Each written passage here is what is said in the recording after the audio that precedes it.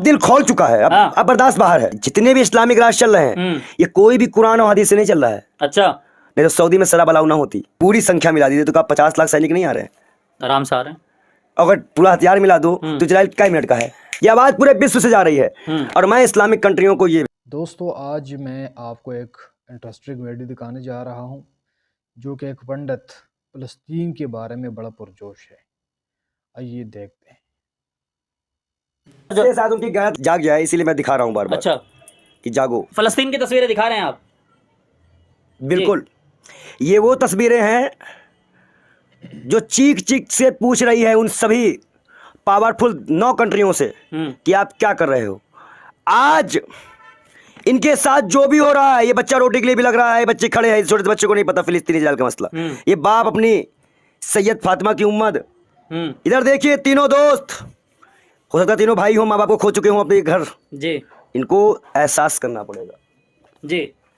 आते हैं बड़ी बड़ी कंट्रियों के पास, इस्लामिक कंट्रियों के पास। क्या ये पर्चा क्या लिया है पंडित जी? ये उनके पास कितने हथियार हैं, कितने सैनिक हैं, क्या उनका बजट है। किसके पास हथियार है? 9 इस्लामिक कंट्रियों के पास, क्या उनका मिलिट्री। पंडित जी, आप जासूसी का काम करते हैं क्या दूसरी कंट्रीज के लिए? बिल्कुल करते हैं, मैं जासूसी मैं करता हूँ। मैं सर पे ऊपर किताब रखी भाई, मैं मतलब ये जासूसी करने की किताब है? ये यूपीएससी की किताबें हैं। अच्छा। यहाँ से सारी चीजों का हम लोग पढ़ते हैं। देखिए आपको दिखाते हैं, ये देखिए, इसमें आपको सब मिल जाएगा। देखिए, ये देखिए, इसे कहते हैं अंतरराष्ट्रीय संगठन। इसमें कितने संगठन में कितने देश है, क्या है, पूरा मसला हमारे पास है। हम सब डेटा निकाल सकते हैं। अच्छा ठीक है पंडित जी, इसमें आज आप पर्चे में लिख के क्या लाए हैं बताइए। देखिए, नंबर 9 पे आता है मलेशिया। इसकी सैनिक है 4 लाख। इसका जीडीपी है 36.8 मिलियन। सैनिक बजट इनका है 3.8। इनका जो जीडीपी है वो बिलियन में है, मिलियन में नहीं, बिलियन में है। और इनका सैनिक बजट है 3.8 billion.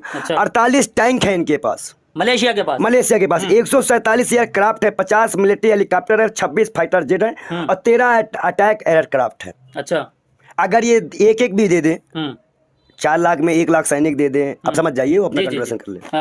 UAE 23 billion dollar military budget है। अच्छा। इनकी जीडीपी जो है 353 बिलियन है। 1 लाख सैनिक है, 404 पहले टैंक है इनके पास, 80 आर्टिलरीज है, 112 रॉकेट प्रोजेक्ट है इनके पास, 100 से ज्यादा फाइटर प्लेन है, 250 से ज्यादा हेलीकॉप्टर है, 20 अटैकर हैं। आइए तीसरे नंबर, आपके 7वें नंबर पे आते हैं नाइजीरिया। अच्छा, जिनका मिलिट्री बजट 2.1 बिलियन है। इनके पास 3.2 लाख सैनिक है। इनकी जीडीपी 443 बिलियन। इनके पास 335 बैटल टैंक है, 339 आर्टिलरीज है, 49 मिलिट्री रॉकेट लॉन्चर है, 8 फाइटर जेट है, 13 अटैक एयरक्राफ्ट है, 56 मिलिट्री एयरक्राफ्ट है। मतलब पंडित सुनिए हाँ। सुनते जाइए, रोकिए नहीं। इनकी बेशर्मी में निकाल दूं पहले। अच्छा, दलाली मत करो, बेशर्मी निकालो इनको दो। अब आता है 6वें नंबर पर, ये आपका मैंने आपको बताया 9वां, 7वां, 8वां, 7वां आते हैं 6ठे नंबर पे। उल्टी आते हैं हम सीधी नहीं है, उल्टे आएंगे। मिलिट्री बजट है 13 बिलियन, जीडीपी है 180 billion, 2024 battle tank, 356 artilleries, 300 military launches, 100 fighter jet, 15 military helicopter, 8 submarine, 10 fighter जो पानी में चलते हैं। आइए और आइए, अब आते हैं टर्की। टर्की का जो बजट है वो 13 बिलियन डॉलर का है मिलिट्री बजट। 3000 से ज्यादा बैटल टैंक है, 400 मल्टी रॉकेट लॉन्चेस है, 1200 से ज्यादा आर्टिलरीज है, 245 फाइटर जेट है, 500 मिलिट्री हेलीकॉप्टर है, 48 से ज्यादा अटैकर एयरक्राफ्ट है। आइए अब बताते हैं आपको 5वें देश के बारे में। बताना क्या चाह रहे हैं पंडित? है जिहाद फी सबीलिल्लाह। जो ईमान के खिलाफ जद्दोजहद करता है उसे कहते हैं जिहाद फी सबील शैतान।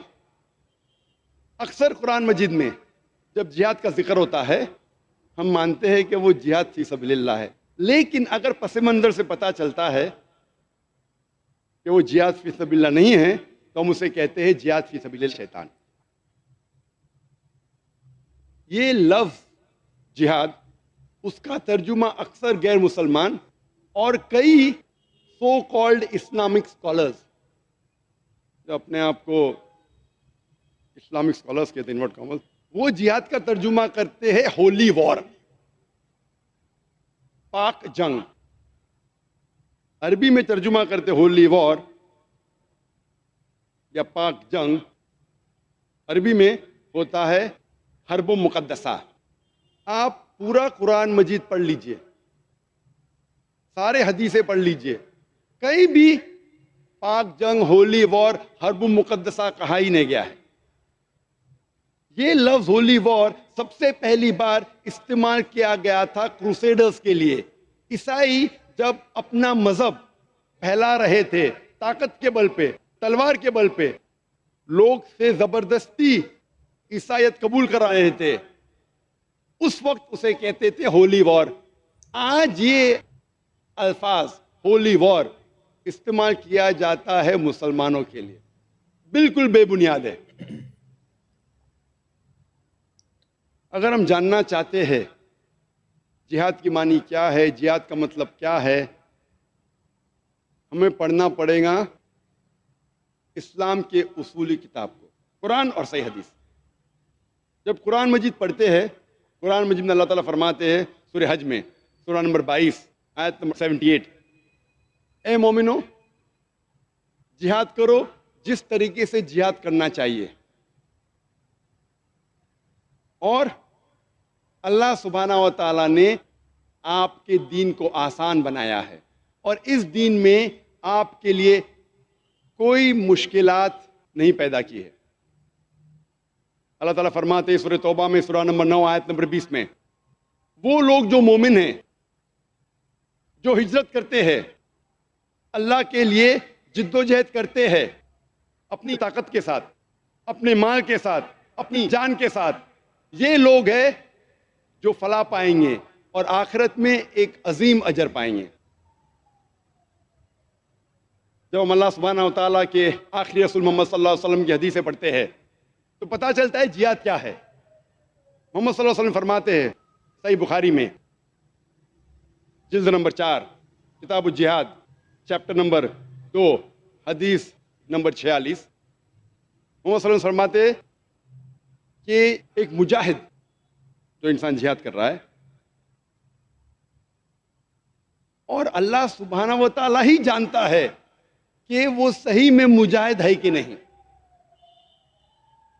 وہ ایک ایسا شخص ہے جو ہر وقت نماز پڑھ رہا ہے، ہر وقت روزہ رکھ رہا ہے، اور اگر ایک مجاہد کی جان جاتی ہے تو اللہ سبحانہ و تعالیٰ اسے جنت میں ڈالیں گا، اور اگر وہ محفوظ واپس آتا ہے تو اللہ سبحانہ و تعالیٰ اسے مال غنیمت دیں گا اور اس دنیا کی دولت دیں گا۔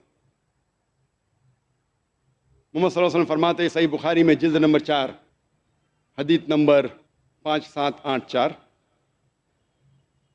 حضرت عائشہ رضی اللہ عنہ محمد صلی اللہ علیہ وسلم کی اہلیہ تھی، وہ فرماتی ہے کیا میں جہاد کے لیے جاؤں؟ اللہ کے رسول فرماتے ہیں کہ تمہارے لیے مکمل حج جہاد ہے، پرفیکٹ حج از جہاد فار یو۔ محمد صلی اللہ علیہ وسلم فرماتے ہیں صحیح بخاری میں، جلد نمبر 4 حدیث نمبر 5972، ایک شخص محمد صلی اللہ علیہ وسلم کے پاس آتے ہیں اور کہتے ہیں کہ میں بھی جہاد میں جانا چاہتا ہوں۔ اللہ کے رسول فرماتے آپ کے پاس والدین ہیں؟ تو وہ شخص کہتا ہے جی ہاں۔